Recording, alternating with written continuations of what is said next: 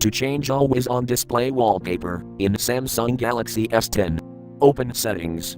From a home screen, swipe up or down from the center of the display to access the apps screen.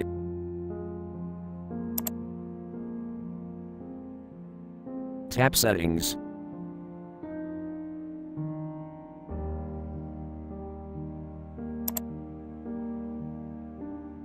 Tap Wallpapers and Themes.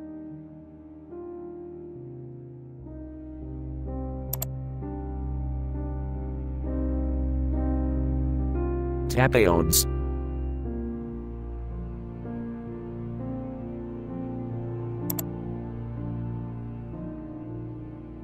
Select wallpaper you want.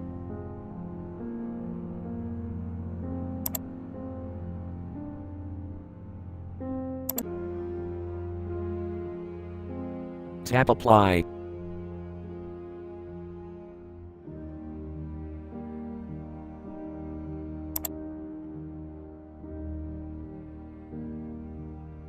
Thank you for watching. Have a nice day.